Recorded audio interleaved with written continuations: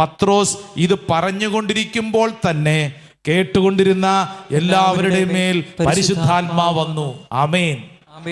പത്രോസ് ഇത് പറഞ്ഞുകൊണ്ടിരുന്നപ്പോൾ തന്നെ, എന്തു പറഞ്ഞുകൊണ്ടിരുന്നപ്പോൾ തന്നെ? ആ വചനം പറഞ്ഞുകൊണ്ടിരിക്കുമ്പോൾ തന്നെ, വചനം പറഞ്ഞുകൊണ്ടിരിക്കുമ്പോൾ തന്നെ കേട്ടുകൊണ്ടിരിക്കുന്ന എല്ലാവരുടെയും മേൽ പരിശുദ്ധാത്മാവ്. Hallelujah, hallelujah. കുറച്ചുപേരുടെ മേലെന്നാണോ? അല്ല, കേട്ടുകൊണ്ടിരിക്കുന്ന എല്ലാവരുടെയും മേൽ പരിശുദ്ധാത്മാവ്. Hallelujah, hallelujah, hallelujah, hallelujah. ഈ ജെറുസലേമിന്റെ വചന കൂടാരത്തിൽ ഇരിക്കുന്ന ഓരോ വ്യക്തിയും വിശ്വസിച്ചോണം, യെസ്, ഇത് ഞാൻ കേട്ടുകൊണ്ടിരിക്കുമ്പോൾ തന്നെ, ഇത് ഞാൻ കേട്ടുകൊണ്ടിരിക്കുമ്പോൾ തന്നെ, ഇത് ഞാൻ കേട്ടുകൊണ്ടിരിക്കുമ്പോൾ തന്നെ എന്നിൽ പരിശുദ്ധാത്മാവ് സംഭവിക്കുന്നു, ഇടപെടുന്നു. Amen, amen, amen, amen, amen, amen. Praise the Lord, praise the Lord, praise the Lord, praise the Lord. പ്രിയ സഹോദരങ്ങളെ, എസെക്കിയേലിന്റെ പ്രവചനത്തിലെ ഒരു വചനം നമ്മൾ വായിച്ചു പഠിച്ചിരുന്നു, ഓർമ്മയുണ്ടോ? എസെക്കിയേലിന്റെ പ്രവചനം 37-ാം അധ്യായത്തിൽ വായിച്ചത് അല്ലേ? അതായത് കല്ലറകൾ തുറന്ന്, ആ വചനം ഒന്ന് വായിച്ചേ, 11 മുതലുള്ള വചനം. എസെക്കിയേലിന്റെ പ്രവചനം 37-ാം അധ്യായം, ചാപ്റ്റർ 37 വേഴ്സ് 11 ഓൺവേഴ്സ്. 11-ാം തിരുവചനം തൊട്ടൊന്ന് വായിച്ച 11 മുതൽ. അവിടുന്ന് എന്നോട് അരുളി ചെയ്തു, അവിടുന്ന് എന്നോട് അരുളി ചെയ്തു, മനുഷ്യപുത്ര, മനുഷ്യപുത്ര, ഈ അസ്ഥികൾ ഇസ്രായേൽ ഭവനം മുഴുവനുമാണ്. ഞങ്ങളുടെ അസ്ഥികൾ വരണ്ടിരിക്കുന്നു, വരണ്ടിരിക്കുന്നു, പ്രതീക്ഷ നശിച്ചിരിക്കുന്നു, പ്രതീക്ഷ നശിച്ചിരിക്കുന്നു, ഞങ്ങൾ തീർത്തും പരിത്യക്തരായിരിക്കുന്നു, ഞങ്ങൾ തീർത്തും പരിത്യക്തരായിരിക്കുന്നു എന്ന് അവർ പറയുന്നു, എന്നവർ പറയുന്നു. ആകയാൽ അവരോട് പ്രവചിക്കുക, അവരോട് പ്രവചിക്കുക, ദൈവമായ കർത്താവ് അരുളി ചെയ്യുന്നു, ദൈവമായ കർത്താവ് അരുളി ചെയ്യുന്നു, എന്റെ ജനമേ, എന്റെ ജനമേ, ഞാൻ കല്ലറകൾ തുറന്ന്, ഞാൻ കല്ലറകൾ തുറന്ന് നിങ്ങളെ ഉയർത്തും, നിങ്ങളെ ഉയർത്തും. Price the Lord, praise the Lord, hallelujah, hallelujah. അപ്പൊ അതൊരു വലിയ ജീവിതത്തില് ഇന്നോളം കടന്നു വന്ന അനുഭവങ്ങളിൽ നിന്നുള്ള ഒരു പുതിയ മാറ്റമാണ്. എന്ന് പറഞ്ഞു കഴിഞ്ഞാൽ കല്ലറകൾ തുറന്ന് നമ്മളെ പുറത്തോട്ട് കൊണ്ടുവരും. Price the Lord. നമ്മുടെ ജീവിതത്തിൽ ഇന്നായിരിക്കുന്ന ഏതവസ്ഥയും, ഇത് ഞാൻ ആവർത്തിച്ച് പറയാൻ ചില കാരണങ്ങളുണ്ട്. ഇവിടെ ഇരിക്കുന്ന ചിലരുടെ തലയ്ക്കകത്ത് ഇന്നലകളിലെ ചില കാര്യങ്ങൾ ഇങ്ങനെ കിടക്കുവാണ്. എന്നിട്ട് അവരിങ്ങനെ പുറകോട്ട് വലിക്കുവാണ്. എന്നിട്ട് അവർ ചിന്തിക്കുന്നത്, എന്തിനാ എനിക്ക് ഇങ്ങനെ ഉണ്ടായേ, എന്തിനാ എൻ്റെ കുടുംബത്തിൽ മാത്രം ഇങ്ങനെ ഉണ്ടായേ, അല്ലേ? യെസ്, ചാലക്കുടിക്കാരി ഒരു ചേച്ചി കഴിഞ്ഞ ദിവസം വന്ന് എന്നോട് ചോദിച്ച ചോദ്യം, അച്ഛാ, എൻ്റെ ജീവിതത്തിൽ മാത്രം എന്തുകൊണ്ടാ അച്ഛാ ഇങ്ങനെ ഉണ്ടാവുന്നത്? എൻ്റെ ജീവിതത്തിൽ മാത്രം. ഇവിടെ ഇരിക്കുന്ന അനേകരുടെ തലയ്ക്കകത്തുള്ള ചോദ്യം, എൻ്റെ ജീവിതത്തിൽ മാത്രം എന്തുകൊണ്ടാ ഇങ്ങനെ, എൻ്റെ കുടുംബത്തിൽ മാത്രം എന്താ ഇങ്ങനെ? എൻ്റെ പ്രിയപ്പെട്ട സഹോദര സഹോദരി, നീ ശ്രദ്ധിക്കണേ. ദൈവത്തിൻ്റെ ആത്മാവ് നിന്നോട് പറയുന്നു, നിനക്കുണ്ടായ എല്ലാ അനുഭവങ്ങളും അത് അനുഗ്രഹത്തിൻ്റെ അനുഭവങ്ങളാണ്. Price the Lord, hallelujah, hallelujah. എല്ലാ അനുഭവങ്ങളും അനുഗ്രഹത്തിന്റെ അനുഭവമാണ്. ചിലർക്കത് അങ്ങോട്ട് മനസ്സിലാക്കാൻ വല്ലാത്ത ബുദ്ധിമുട്ട്. എല്ലാ അനുഗ്രഹങ്ങളും ആണോ? കുറച്ച് അനുഗ്രഹമൊക്കെ ആയിരിക്കും. എല്ലാ അനുഗ്രഹങ്ങളും, എല്ലാ അനുഭവങ്ങളും അനുഗ്രഹമാണോ? നിനക്കുണ്ടായ എല്ലാ സങ്കടങ്ങളും അനുഗ്രഹമാണോ? അല്ലേ? ദൈവവചനത്തിന്റെ വെളിച്ചത്തിൽ വായിക്കുമ്പോൾ, ധ്യാനിക്കുമ്പോൾ നമ്മൾ മനസ്സിലാക്കുന്ന കാര്യം എന്താണെന്നറിയോ? നമുക്കുണ്ടായ എല്ലാ അനുഭവങ്ങളും,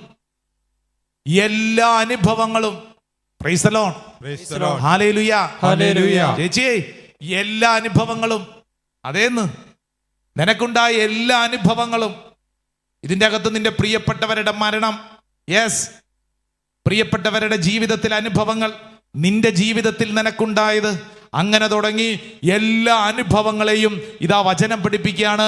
അത് അനുഗ്രഹമാണ്. എല്ലാ അനുഭവങ്ങളും. Price the Lord, hallelujah, hallelujah, hallelujah, hallelujah. നമ്മളെന്താ ചിന്തിക്കണമെന്നറിയോ? നമുക്കുണ്ടായ ഇങ്ങനെയുള്ള അനുഭവങ്ങളൊന്നും അനുഗ്രഹമൊന്നും അല്ല, മറിച്ച് അവ നമുക്ക് മുറിവുകളാണ്, അവ നമുക്ക് സങ്കടമാണ്, അവ നമ്മളെ ചതിച്ചതാണ്. നമുക്കുണ്ടായ അനുഭവങ്ങളെ ഓർത്തോർത്തോർത്തോർത്ത് വിഷമിച്ചോണ്ടിരിക്കും, സങ്കടപ്പെട്ടുകൊണ്ടിരിക്കും.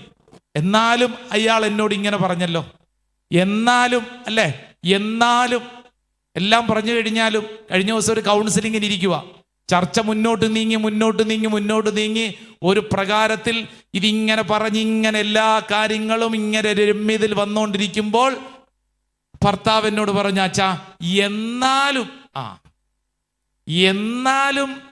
ഞാൻ പറഞ്ഞു അതല്ലേ ചേട്ടാ ഇത്ര നേരം പറഞ്ഞത്. അല്ല ചേച്ചാ എന്നാലും എന്തെന്നാലും ഒന്ന് നിനക്കുണ്ടായ എല്ലാ അനുഭവങ്ങളും അങ്ങനെ തന്നെ വിശ്വസിച്ചോണം. Praise the Lord. ഹല്ലേലൂയ. വായിച്ച് പഠിക്കാൻ പറ്റിയൊരു നല്ല വചനം പറയട്ടെ. വിലാപങ്ങളുടെ പുസ്തകം ഒന്ന് തുറന്ന് വായിച്ചാലോ? വിലാപങ്ങളുടെ പുസ്തകം 3-ാം അധ്യായം അതിന്റെ 17 മുതലുള്ള വചനം വായിച്ചോളൂ. നല്ല ഒന്നാന്തരം വചനമാണ്. വിലാപങ്ങൾ, book of lamentation chapter 3 verse 17 onwards. വിലാപങ്ങളുടെ പുസ്തകം ഒരു കൊച്ചു പുസ്തകമാണ്, പക്ഷേ നമ്മുടെ ജീവിതത്തെ കൃത്യമായി എഴുതി വെച്ചിരിക്കുന്ന പുസ്തകം. വായിച്ചാലോ? വിലാപങ്ങളുടെ പുസ്തകം 3-ാം അധ്യായം 17 മുതലുള്ള വചനം വായിച്ചേ. എന്റെ ആത്മാവിന് സ്വസ്ഥതയില്ല, എന്റെ ആത്മാവിന് സ്വസ്ഥതയില്ല, സന്തോഷം എന്തെന്ന് ഞാൻ മറന്നു, സന്തോഷം എന്തെന്നത് ഞാൻ മറന്നു. അതുകൊണ്ട് എന്റെ ശക്തിയും കർത്താവിലുള്ള പ്രത്യാശയും പോയിന്ന് ഞാൻ വിലപിക്കുന്നു. എന്റെ ശക്തിയും പ്രത്യാശയൊക്കെ പോയിന്ന് ഞാൻ വിലപിക്കുന്നു. വിലാപം, സങ്കടം, ഭാരം. എന്നിട്ട് എന്റെ കഷ്ടതയുടെയും അലച്ചിലിന്റെയും ഓർമ്മ, എന്റെ കഷ്ടതയുടെയും അലച്ചിലിന്റെയും ഓർമ്മ കൈപ്പേറിയ വിഷമാണ്, കൈപ്പേറിയ വിഷമാണ്. Hallelujah, hallelujah. എന്റെ കഷ്ടതയുടെയും അലച്ചിലിന്റെയും ഓർമ്മ എന്നതാണ്? ഓർമ്മ. ഓർമ്മ. എന്റെ കഷ്ടതയുടെയും അലച്ചിലിന്റെയും ഓർമ്മ അത് കൈപ്പേറിയ വിഷമാണ് എന്ന് പറഞ്ഞാൽ മുന്നോട്ട് പോകുന്നതിന് നമ്മളെ പുറകോട്ട് വലിക്കുന്ന എന്ന് പറഞ്ഞു കഴിഞ്ഞാൽ നമ്മുടെ ജീവിതത്തിൽ മുമ്പോട്ട് പോകുന്നതിന് എന്നും തടയുന്ന, പുറകില് ഇങ്ങനെ വലിക്കുന്ന ചില കാര്യങ്ങൾ അത് നമ്മുടെ ഉള്ളിൽ ഇങ്ങനെ കിടക്കുവാണ്. നമ്മളിങ്ങനെ ഭാരപ്പെടുത്തിക്കൊണ്ടിരിക്കും. ഓർമ്മകളെ തടവറയിൽ നമ്മളെ ഇങ്ങനെ പെടുത്തിക്കളയും, ഭാരപ്പെടുത്തിക്കളയും. Praise the Lord. ഹല്ലേലൂയ. അടുത്ത വചനം ഒന്ന് വായിച്ചേ. അതിനെപ്പറ്റി നിരന്തരം ചിന്തിച്ച് എന്റെ മനം തകരുന്നു. എന്നാൽ ഞാനൊരു കാര്യം ഓർമ്മിക്കുന്നു, ഞാൻ ഓർമ്മിക്കുന്നു, അതെനിക്ക് പ്രത്യാശ നൽകുന്നു. അതെന്താണ് ആ കാര്യം? വായിച്ചേ. കർത്താവിന്റെ സ്നേഹം ഒരിക്കലും അസ്തമിക്കുന്നില്ല, അവിടുത്തെ കാരുണ്യം അവസാനിക്കുന്നില്ല. രണ്ട് കരങ്ങൾ ഇങ്ങനെ നിവർത്തി ഉയർത്തി പിടിച്ച് എന്നിട്ട് ഒച്ചത്തി പറഞ്ഞേ, കർത്താവിന്റെ സ്നേഹം ഒരിക്കലും അസ്തമിക്കുന്നില്ല. അവിടുത്തെ കാരുണ്യം അവസാനിക്കുന്നില്ല. Hallelujah, hallelujah. വിശ്വസിക്കുന്നവരൊന്ന് കൈയടിച്ചെന്ന് പറഞ്ഞേ. Price the Lord. നമുക്കുണ്ടായ എല്ലാ അനുഭവങ്ങളും അങ്ങനെ തന്നെ ഇത് വിശ്വസിച്ച് ക്ലെയിം ചെയ്യണം കേട്ടോ. നമുക്കുണ്ടായ എല്ലാ അനുഭവങ്ങളും അത് അനുഗ്രഹത്തിന്റെ വാതിലുകളാക്കി ദൈവം ഉയർത്തുന്ന ശുശ്രൂഷയാണ്. നമുക്കുണ്ടായ എല്ലാ അനുഭവങ്ങളും. Price the Lord. ഹല്ലേലൂയ. നിങ്ങൾ ഒരുപക്ഷെ കേട്ടിട്ടുള്ള ഒരു സ്ത്രീയുടെ സാക്ഷ്യം ഇങ്ങനെയുണ്ട്. ആ സ്ത്രീയുടെ പേര് ബക്കീത്ത എന്നാണ്. എന്താണ് പേര്? ബക്കീത്ത എന്നുള്ള ഒരു പെണ്ണ്. ഈ ബക്കീത്ത എന്നുള്ള പേരിന്റെ അർത്ഥം, അതൊരു അറബിക് പേരാണ്. ആ വാക്കിന്റെ അർത്ഥം ലക്കി, പ്രിവിലേജ്, ഭാഗ്യവതി എന്നാണ്. എന്നാൽ ഒരു ഭാഗ്യം പോലും ഇല്ലാത്ത പെണ്ണാണ് ഈ ബക്കീത്ത. കാരണം ഇവള് ആഫ്രിക്കൻ രാജ്യം സുഡാൻ എന്ന് പറയുന്ന രാജ്യത്തെ ഒരു അടിമ പെണ്ണ് എന്ന് പറഞ്ഞു കഴിഞ്ഞാൽ ജീവിതകാലം മുഴുവൻ മറ്റുള്ളവരുടെ മുമ്പിൽ അടിമപ്പണി ചെയ്യാൻ വിധിക്കപ്പെട്ട ഒരു ജന്മം. അങ്ങനെയാണ് അവൾ മനസ്സിലാക്കിയിരിക്കുന്നത്. സുഡാൻ എന്ന് പറയുന്ന രാജ്യത്ത് അനേക യജമാനന്മാരുടെ കുടുംബങ്ങളിൽ അവർക്ക് വേണ്ടി ദാസ്യപ്പണി ചെയ്ത് അവരുടെ അടിയും ചാട്ടവാറിന്റെ അടികളും എല്ലാം തുപ്പും അടിയും ജീവിതത്തിൽ കണ്ണുനീരും മാത്രം. ഈ പെണ്ണിനെ കുറിച്ച് എഴുതിയിരിക്കുന്ന ചരിത്രത്തിൽ ഇങ്ങനെയുണ്ട്: ഈ പെണ്ണിന്റെ ശരീരം മുഴുവൻ യജമാനന്മാരെ അടിച്ചടിച്ച് ശരീരം മുഴുവൻ മുറിവുകളേറ്റ പെണ്ണാണ്. അടിമച്ചന്തയിൽ ഈ പെണ്ണിനെ കൊണ്ടുപോയി കുറെ നാൾ കഴിയുമ്പോൾ വിൽക്കും. അടുത്ത യജമാനൻ വാങ്ങും, അയാളും കുറെ മുറിവേൽപ്പിക്കും. അങ്ങേയറ്റം മുറിവേറ്റ പെണ്ണിന്റെ പേരെന്താ? ബക്കീത്ത. ഈ പെണ്ണ് അങ്ങേയറ്റം മുറിവേറ്റ പെണ്ണിനെ ഇറ്റലിക്കാരനായ ഒരാൾ വാങ്ങി. അങ്ങനെ സുഡാനിൽ നിന്ന് ഇറ്റലിയിലേക്ക് കൊണ്ടുപോകുന്ന വഴിക്ക് ഈ പെണ്ണ് ഈ യജമാനന്റെ കയ്യിൽ നിന്ന് ഒളിച്ചോടും. ഓടിപ്പോയി ജീവൻ രക്ഷാ യാത്രയാണ്. ഓടിച്ചെന്ന് അഭയം പ്രാപിക്കുന്നത് ഇറ്റലിയിലെ ഒരു ദേവാലയത്തിലാണ്. ദേവാലയത്തിൻ്റെ ഉള്ളിൽ ഇവള് പോയി ആരും കാണാതെ ഒരു കോണിൽ പോയി ഒളിച്ചിരിക്കും. ഇവള് ക്രിസ്ത്യാനിയല്ല, ദേവാലയം എന്തെന്നറിഞ്ഞുകൂടാ, വിദ്യാഭ്യാസമില്ല, ജീവിതത്തിൽ എന്നും അടിമപ്പണി ചെയ്യാൻ വേണ്ടി മാത്രം വിധിക്കപ്പെട്ടൊരു പെണ്ണ്. സങ്കടത്തിന്റെ അങ്ങേയറ്റം. ഈ പെണ്ണ് പോയി ദേവാലയത്തിന്റെ അകത്ത് പോയി ഒരു കോണിൽ പോയി ഒളിച്ചിരിക്കും. സങ്കടപ്പെട്ടിരിക്കുമ്പോൾ ആ പള്ളിയിലെ വികാരിയച്ഛൻ ഈ പെണ്ണിരിക്കുന്നത് കണ്ട് സാവധാനം ചെന്നിട്ട് ഈ മോളെ വിളിക്കും. മോളെ. ഈ പെണ്ണ് ഞെട്ടിത്തെറിക്കും. ഈ പെണ്ണ് വിചാരിച്ചു യജമാനം വന്ന് പിടിച്ചോണ്ട് പോകാൻ വന്നതാണോ. അപ്പോൾ അച്ഛൻ പറയും, പേടിക്കേണ്ട, നീ സുരക്ഷിതയാണ്, നിന്നെ ആരും ഒന്നും ചെയ്യത്തില്ല, ഞാൻ നിന്നെ നോക്കിക്കൊള്ളാം. ഈ പെണ്ണ് ഈ അച്ഛൻ്റെ കയ്യെ പിടിച്ചുകൊണ്ട് ആ ദേവാലയത്തിന്റെ കോണിൽ നിന്ന് പള്ളിയുടെ അൾത്താരയുടെ മുൻവശത്തോട്ട് ഇങ്ങനെ അച്ഛൻ ഇങ്ങനെ കൊണ്ടുവരുമ്പോൾ പള്ളിയുടെ അൾത്താരയിൽ മുമ്പിൽ വന്ന് അൾത്താരയിലേക്ക് നോക്കുമ്പോൾ പെണ്ണ് ഞെട്ടി. കാരണം എന്നറിയോ? ദേ അൾത്താരയിൽ ഒരാൾ കുരിശേൽ തൂങ്ങിക്കിടക്കുന്നു. ഈ പെണ്ണ് വാവിട്ട് നിലവിളിച്ചു, ഇവിടെയും എനിക്ക് രക്ഷയില്ലേ. അങ്ങനെ പറയാൻ എന്താ കാരണം എന്നറിയോ? സുഡാൻ എന്ന് പറയുന്ന രാജ്യത്ത്, ഇവരുടെ രാജ്യത്ത് അടിമകളെ കൊന്നിരുന്നത് കുരിശേല. അപ്പൊ ഈ രാജ്യത്തും ദേ ഒരുത്തനെ കുരിശേൽ കെട്ടിയിട്ടിരിക്കുന്നു, കുരിശേൽ തൂക്കി കൊന്നിരിക്കുന്നു. അപ്പോൾ ഇവിടെയും ഞങ്ങൾക്ക് ഇതാണോ അവസ്ഥ? ഈ പെണ്ണ് വാവിട്ട് നിലവിളിക്കുമ്പോൾ കൂടെയുണ്ടായിരുന്ന പള്ളിയിലെ വികാരിയച്ഛൻ പറഞ്ഞു, കൊച്ചേ, ഇത് അടിമയല്ല, ഇത് ഞങ്ങളുടെ ദൈവമാണ്, യേശു ക്രിസ്തുവാണ്. ഈ പെണ്ണ് പറഞ്ഞു, ദൈവമോ?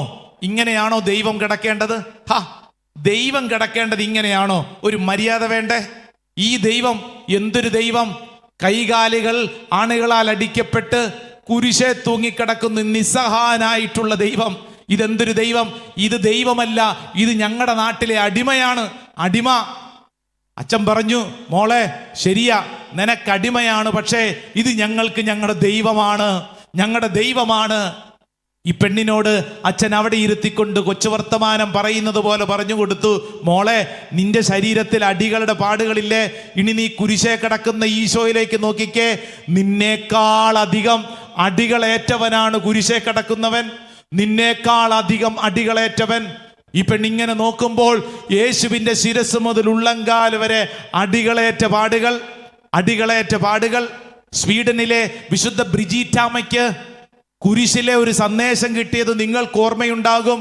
ആ സന്ദേശത്തിൽ വെളിപ്പെടുത്തപ്പെട്ടിരിക്കുന്നത് 5480 അടികൾ യേശുവിൻ്റെ ശരീരത്തിൽ ഉണ്ടെന്നുള്ളതാ.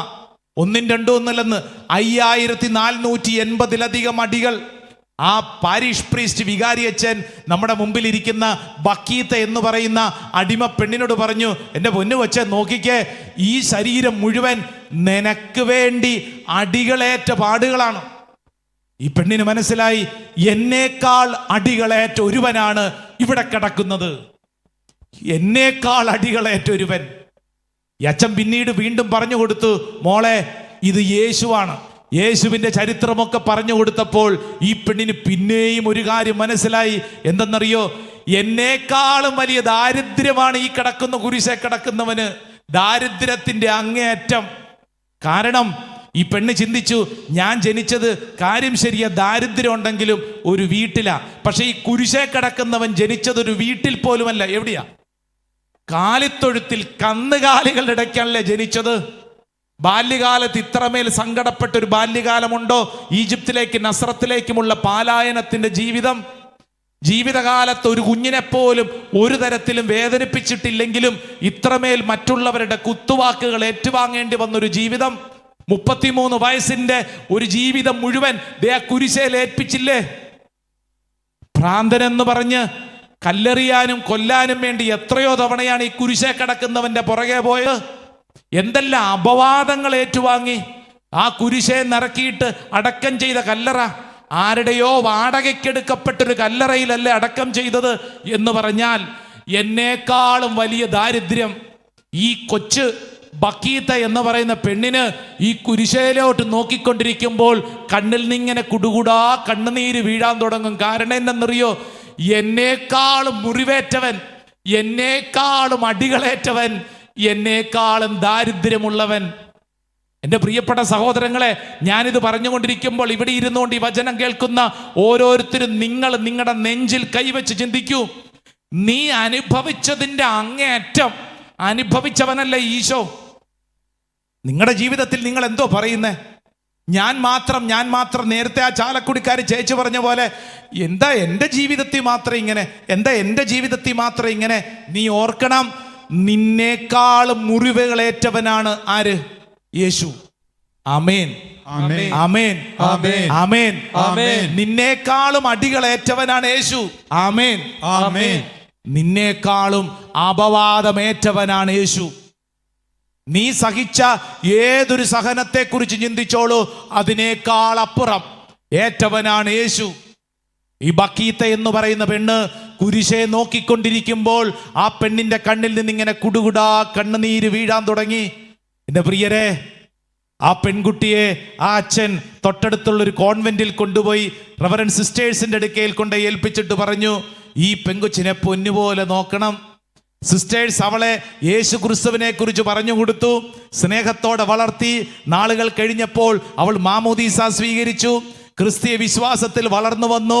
നാളുകളേറെ കഴിഞ്ഞപ്പോൾ അവൾ ആ കോൺവെന്റിൽ ചേർന്ന് ഒരു കന്യാസിയായിട്ട് മാറി. നാളുകളേറെ കഴിഞ്ഞപ്പോൾ ആ പെണ്ണ് ഒരു സന്യാസ സഭ തന്നെ സ്ഥാപിച്ചു. പ്രിയപ്പെട്ടവരെ, ആഫ്രിക്കയിൽ നിന്നുള്ള ആദ്യത്തെ വിശുദ്ധ ജോസഫൈൻ ബക്കീത്തെ കുറിച്ചാണ് ഞാൻ നിങ്ങളോട് പറഞ്ഞത്. വിശ്വസിക്കുന്നവർ കരങ്ങൾ ഉയർത്തി ഒരു ആമേൻ പറഞ്ഞേ. ആമേൻ, ആമേൻ, ആമേൻ. എങ്ങനെയായി മാറേണ്ടിയിരുന്ന ജീവിതം നിങ്ങൾ ചിന്തിച്ചോളൂ. പണ്ട് നമ്മളൊക്കെ ഇവിടെ ഇരിക്കുന്ന നല്ലൊരു പ്രായത്തിലുള്ളവർക്ക് ഫൂലൻ ദേവിയെ കുറിച്ചറിയാം. ഫൂലൻ ദേവി ആരാ? ഫൂലൻ ദേവി മധ്യപ്രദേശിലെ ചമ്പൽക്കാട്ടില് അനേകരെ ജീവിതത്തിലേറ്റ വേദനകൾ മുഴുവൻ മറ്റുള്ളവരെ ഏൽപ്പിക്കാൻ വേണ്ടി വല്ലാണ്ട് ഭാരപ്പെട്ട് നടന്നൊരു ജീവിതമാണ് ഫൂലൻ ദേവിയുടേത്. ആ ജീവചരിത്രം ഒരു പുസ്തകമായിട്ട് എഴുതപ്പെട്ടിട്ടുണ്ട്, എടുത്ത് വായിച്ചു നോക്കണം. ജീവിതത്തിൽ ബാല്യകാലത്തിലേറ്റ അത്രമേൽ ചവിട്ടും തുപ്പും മറ്റുള്ളവരുടെ ജീവിതത്തിന്റെ ഭാരം മുഴുവൻ ഏറ്റുവാങ്ങിയ ഫൂലൻ ദേവി പിന്നീട് ചമ്പൽക്കാടുകളെ വിറപ്പിച്ച ഒരു രാജ്ഞിയായിട്ട് മാറിയത്. എൻ്റെ പ്രിയപ്പെട്ടവരെ, ഈ പറഞ്ഞ ബക്കീത്ത എന്ന് പറയുന്ന പെണ്ണ് മറ്റൊരു ഫൂലൻ ദേവിയായിട്ട് മാറാമായിരുന്നു. പക്ഷേ ഇന്നും ജീവിക്കുന്ന ഒരു വിശുദ്ധയായിട്ട് മാറിയത് ആരെ നോക്കിയത് കൊണ്ടാ? പറ. ഈശോയെ നോക്കിയത് കൊണ്ടാ. ഇവിടെ ഇരുന്നു കൊണ്ട് നീ വേദനിക്കുമ്പോൾ നിന്റെ ജീവിതത്തിലെ വേദനകൾക്കൊരർത്ഥമുണ്ടെന്ന് കുരിശിലെ ഈശോ നിന്നെ പഠിപ്പിക്കുമ്പോൾ ഈ ജെറുസലേമിന്റെ കൂടാരം നിന്നെ വിളിക്കുന്നത് സങ്കീർത്തനം 34:5 തുറന്ന് വായിച്ചേ. Book of Psalm chapter 34 verse 5. അറിയാവുന്നൊരു വചനമല്ലേ? ഒച്ചത്തി വായിച്ച സങ്കീർത്തനം 34:5. അവിടുത്തെ നോക്കിയവർ പ്രകാശിതരായി. കണ്ടോ? അവിടുത്തെ നോക്കിയവർ പ്രകാശിതരായി. ഹല്ലേലൂയ, ഹല്ലേലൂയ. ആരെ നോക്കിയവർ? യേശുവിന്റെ കുരിശിനെ നോക്കുന്നവർ.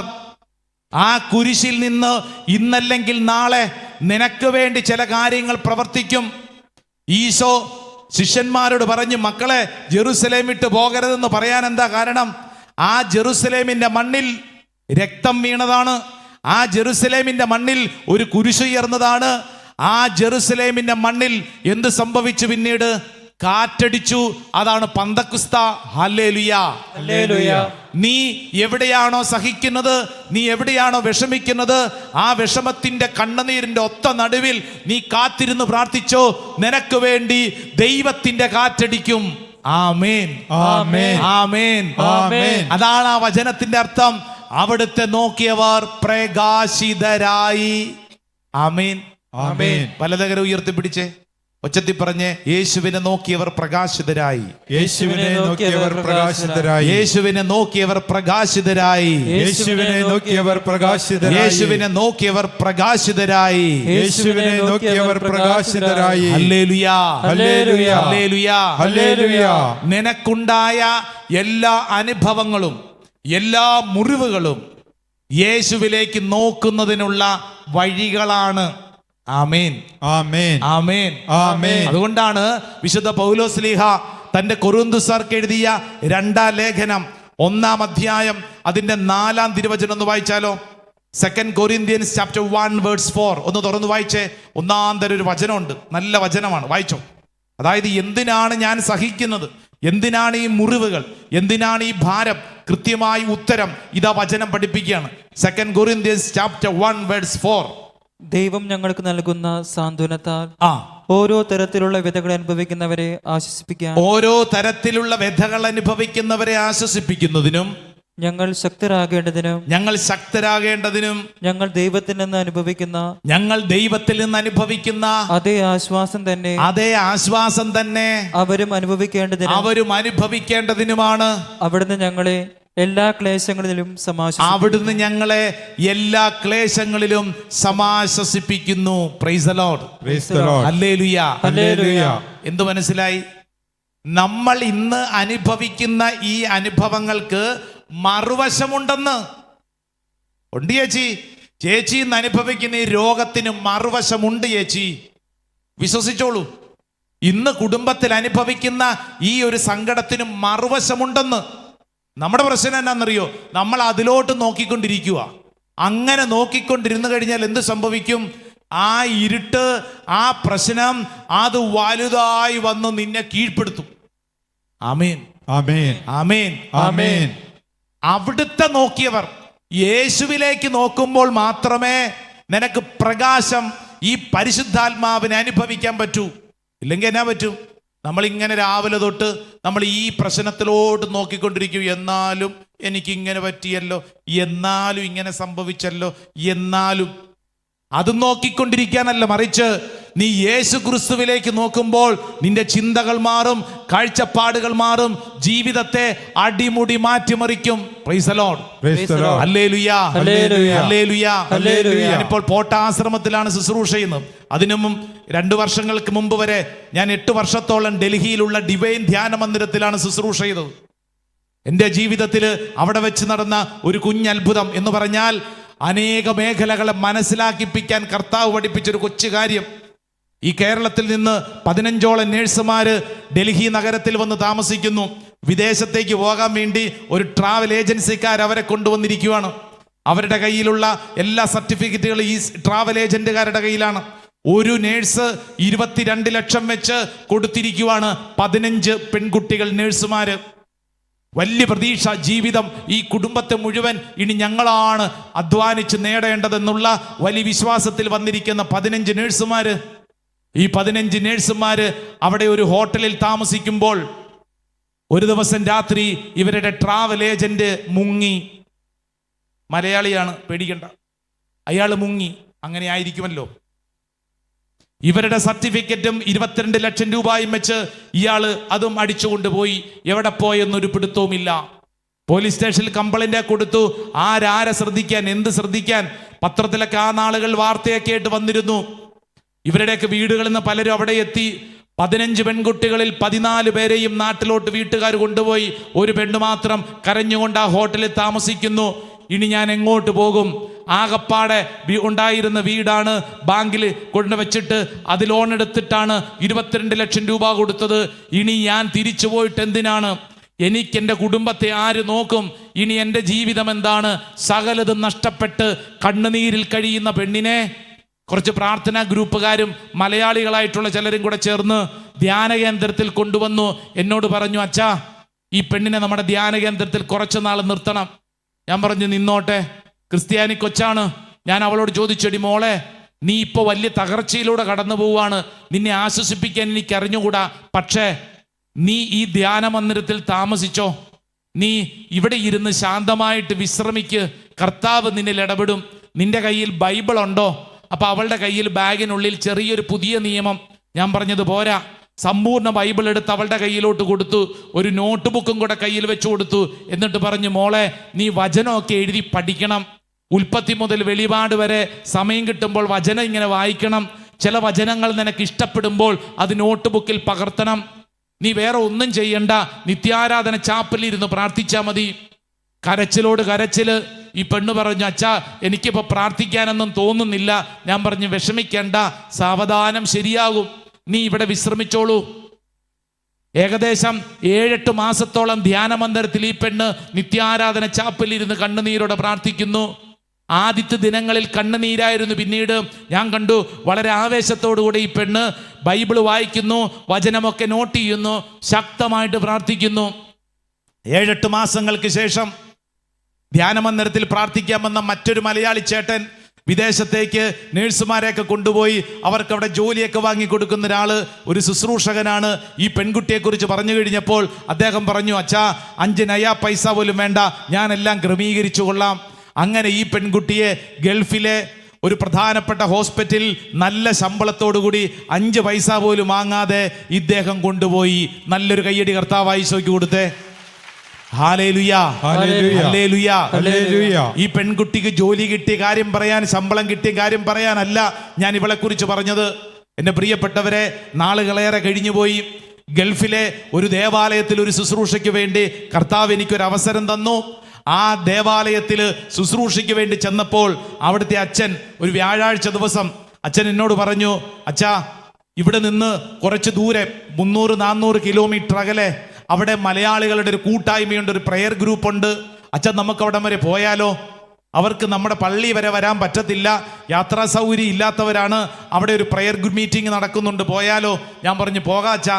അങ്ങനെ ഞങ്ങൾ ആ വ്യാഴാഴ്ച ദിവസം അങ്ങോട്ട് ചെന്നപ്പോൾ ഒരു മണലാരണ്യത്തിന്റെ സൈഡിൽ ഒരു ടെന്റ് അടിച്ച് 300ഓളം വരുന്ന മലയാളികൾ തീ കത്തുന്നത് പോലത്തെ പ്രാർത്ഥന, ശക്തമായൊരു പ്രാർത്ഥന.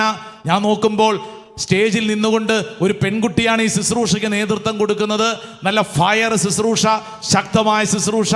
എൻ്റെ പ്രിയപ്പെട്ടവരെ, ശുശ്രൂഷ ഇങ്ങനെ കത്തിപ്പടർന്ന് അതിനുശേഷം അവിടുത്തെ അച്ഛൻ കയറി ഒരു അടുത്ത ശുശ്രൂഷയ്ക്ക് നേതൃത്വം കൊടുക്കുമ്പോൾ ഞാൻ പുറകിൽ സ്റ്റേജിൻ്റെ പുറകിലിരിക്കുമ്പോൾ ഈ പെണ്ണങ്ങോട്ട് വന്നിട്ട് എന്നോട് ചോദിച്ചു, അച്ഛാ അച്ഛൻ എന്നെ ഓർമ്മയുണ്ടോ?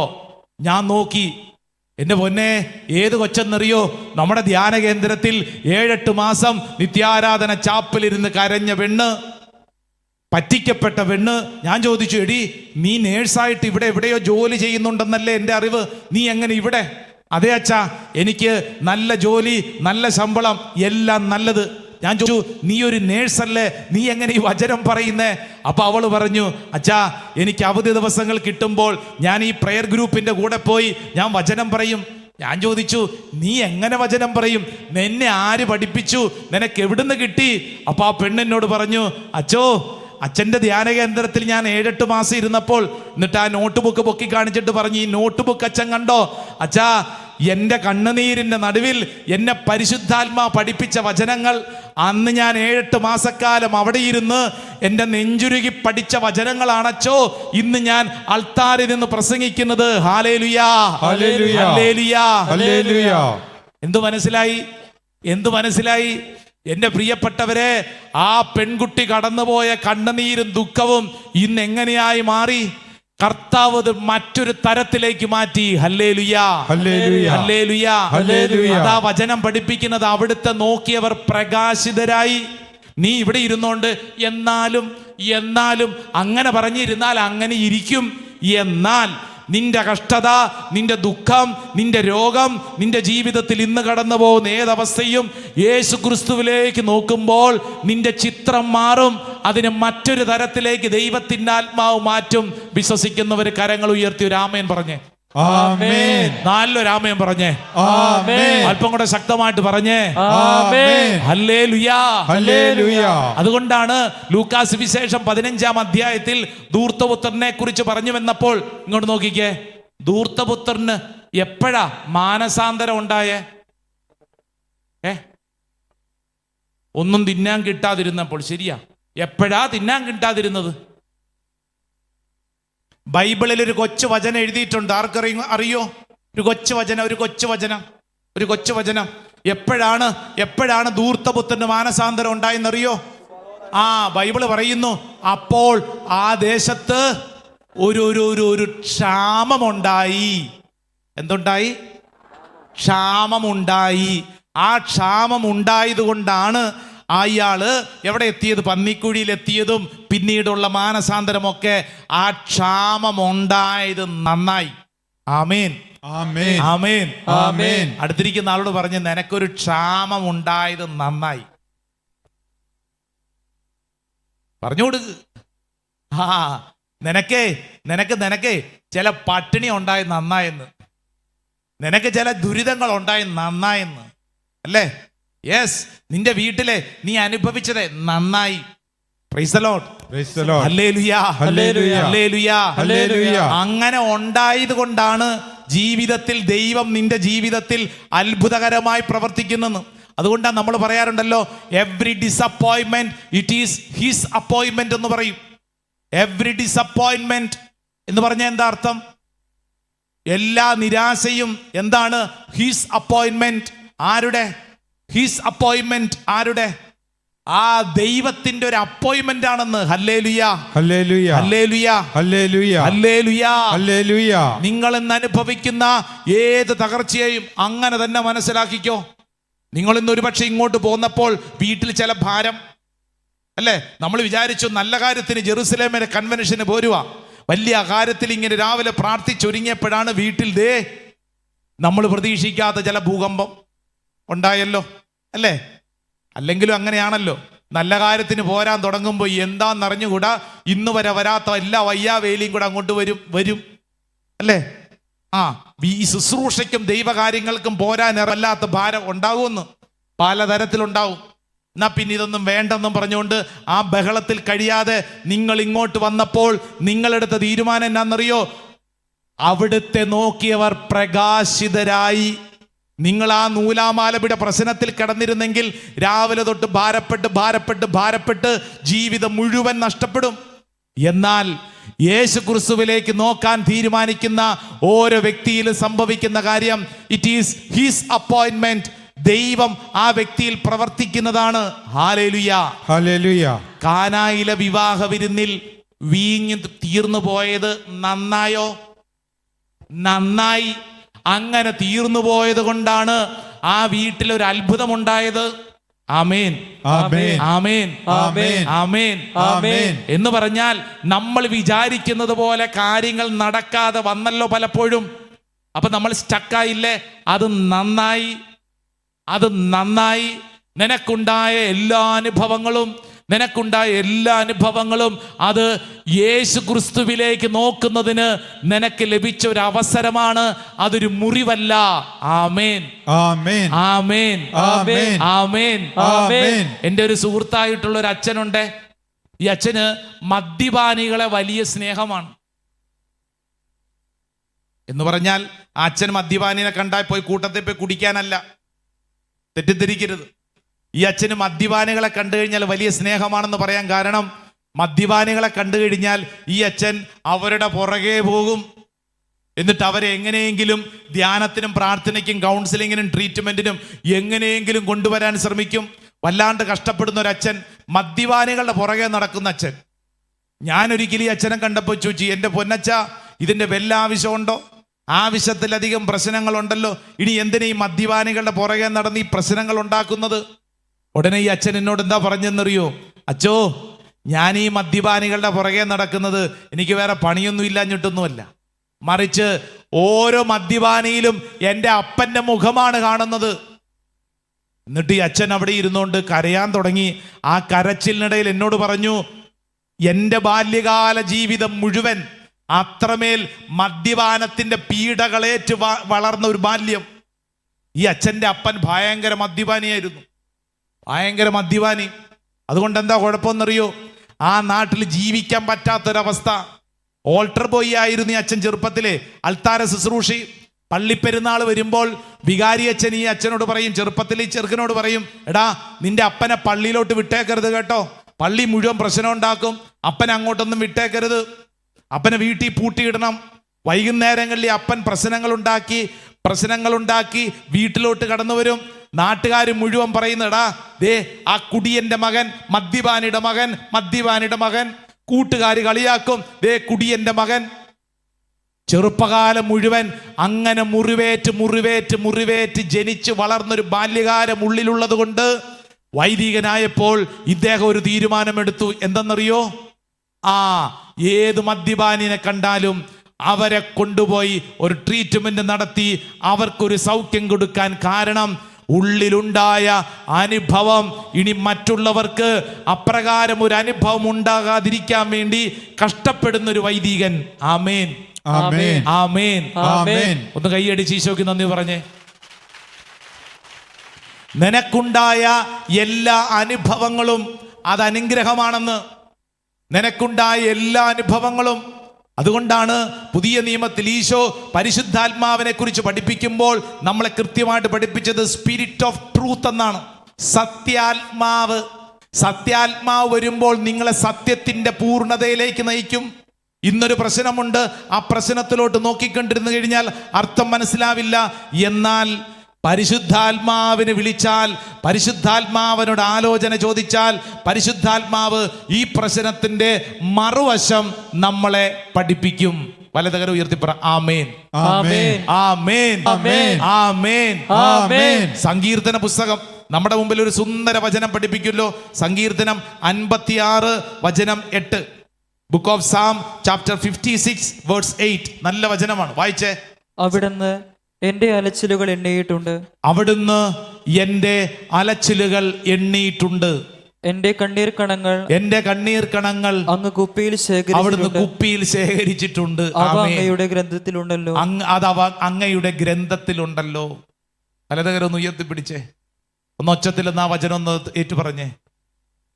അവിടുന്ന് എന്റെ അലച്ചിലുകൾ എണ്ണിയിട്ടുണ്ട്. എന്റെ കണ്ണീർ കണം അങ്ങ് കുപ്പിയിൽ ശേഖരിച്ചിട്ടുണ്ട്. അവ അങ്ങയുടെ ഗ്രന്ഥത്തിലുണ്ടല്ലോ. ആമേൻ, ആമേൻ, ആമേൻ, ആമേൻ. നീ കടന്നു പോകുന്ന എല്ലാ അലച്ചിലുകളും യേശുവിനറിയാം. യെസ്, നീ കരഞ്ഞത് ഈശോയ്ക്കറിയാം. ആരും കാണാതെ നീ ഒറ്റയ്ക്ക് വീട്ടിലിരുന്ന് കരഞ്ഞതൊക്കെ ആര് കണ്ടിട്ടുണ്ട്? ഈശോ കണ്ടിട്ടുണ്ട്. ഈശോയ്ക്ക് മാത്രമേ നിന്നെ മനസ്സിലാവുകയുള്ളൂ. ഈ ഭൂമിയിൽ വേറെ ഒരു മനുഷ്യനും മനസ്സിലാകത്തില്ല. മനസ്സിലാവുമോ? ഇല്ലെന്ന് നമുക്ക് തോന്നും ചിലരെ കാണുമ്പോൾ. യെസ്, എന്നെ മനസ്സിലാകുന്ന ഒരാള്, എന്നെ സ്നേഹിക്കുന്ന ഒരാള്, ഇതൊക്കെ തോന്നല. അടിസ്ഥാനപരമായി നമ്മുടെ ജീവിതത്തിൽ നമ്മളായിരിക്കുന്നത്, അറിയാവുന്നത്, മനസ്സിലാക്കുന്നത് യേശുവിന് മാത്രമാണ്. ആമേൻ, ആമേൻ, ആമേൻ, ആമേൻ. ഇവിടെ ഇരിക്കുന്ന എല്ലാവരും തന്നെ ഒരുപക്ഷെ ജീവിതത്തിൽ ഏതെങ്കിലും ഒരു സാഹചര്യത്തിൽ ഈ പറയുന്നത് മനസ്സിലാക്കിയിട്ടുണ്ടാവും. ജീവിതത്തിൽ നമ്മളായിരിക്കുന്ന അവസ്ഥയിൽ മനസ്സിലാക്കുന്നത് യേശു മാത്രമാണ്. വേറെ ഒരു മനുഷ്യനും നമ്മുടെ ജീവിത സാഹചര്യങ്ങളൊക്കെ ചില കാര്യങ്ങൾ അവർക്ക് മനസ്സിലായെന്ന് നമുക്ക് തോന്നും. എന്നാൽ യേശുവിന് മാത്രമേ നമ്മളെ മനസ്സിലാക്കാൻ പറ്റൂ. അങ്ങനെയെങ്കിൽ നിന്റെ ജീവിതത്തിലെ ഇന്നലകളിലെ ഓർമ്മകളും നേരത്തെ പറഞ്ഞ ആ ശവക്കല്ലറയ്ക്കകത്ത് കിടക്കുന്ന അനുഭവങ്ങൾ മുഴുവനും യേശുവിൻ്റെ പക്കൽ പങ്കുവെക്കുമ്പോൾ യേശു നമുക്ക് നൽകുന്നത് സൗഖ്യമാണ്, വിടുതലാണ്. ഈ ഭൂമിയിൽ മറ്റുള്ളവർക്ക് കൊടുക്കാനുള്ള വലിയ രക്ഷയുടെ അനുഭവമാണ്. ഹല്ലേലൂയാ, ഹല്ലേലൂയാ, ഹല്ലേലൂയാ, ഹല്ലേലൂയാ, ഹല്ലേലൂയാ, ഹല്ലേലൂയാ. പ്രിയപ്പെട്ട സഹോദരങ്ങളെ, ഇന്ന് നമ്മുടെ ശുശ്രൂഷയുടെ ആരംഭ സമയത്ത് നമ്മൾ പഠിച്ച വചനം അപ്പസ്തോല പ്രവർത്തനം 1:8. ഇതാ, പരിശുദ്ധാത്മാവ് നിങ്ങളുടെ മേൽ വന്നു കഴിയുമ്പോൾ നിങ്ങൾ ശക്തി പ്രാപിക്കും. ജെറുസലേമിലും യൂദയ മുഴുവനിലും സമരിയായിലും ലോകത്തിന്റെ അതിർത്തികൾ വരെയും നിങ്ങൾ എനിക്ക് സാക്ഷികളായിരിക്കും എന്ന വചനത്തിന്റെ ഒരു പൂർത്തീകരണം സംഭവിക്കപ്പെടണമെങ്കിൽ നമ്മുടെ ജീവിതത്തിൽ ഈ അഭിഷേകം സ്വീകരിക്കുന്നതിന് നമുക്കുള്ള എല്ലാ തടസ്സങ്ങളെ എടുത്തു മാറ്റണം. പലവിധ തടസ്സങ്ങൾ നമ്മുടെ ഉള്ളിൽ കിടക്കുന്നു. അതിലൊരു തടസ്സത്തെക്കുറിച്ചാണ് എസെക്കിയേൽ പ്രവചനം ഓർമ്മപ്പെടുത്തിക്കൊണ്ടിരിക്കുന്നത്. നിന്റെ ഇന്നലകളുടെ ഓർമ്മകളുടെ, നിന്റെ ഇന്നലകളുടെ അനുഭവങ്ങളുടെ കല്ലറയ്ക്കുള്ളിൽ നീ കിടക്കുകയാണെങ്കിൽ നീ അതിൽ നിന്ന് പുറത്തു വരണം. Price the Lord, Praise the Lord. ഹല്ലേലൂയാ, ഹല്ലേലൂയാ, ഹല്ലേലൂയാ, ഹല്ലേലൂയാ, ഹല്ലേലൂയാ, ഹല്ലേലൂയാ. അബ്രാഹത്തിന് എത്ര വയസ്സുള്ളപ്പോഴാണ് ഒരു കുഞ്ഞുണ്ടാകുമെന്ന് ദൈവം വാഗ്ദാനം ചെയ്തത്? അബ്രാഹത്തിന് എത്ര വയസ്സുള്ളപ്പോഴാണ് ഒരു കുഞ്ഞുണ്ടാകുമെന്ന് ദൈവം വാഗ്ദാനം ചെയ്തത്?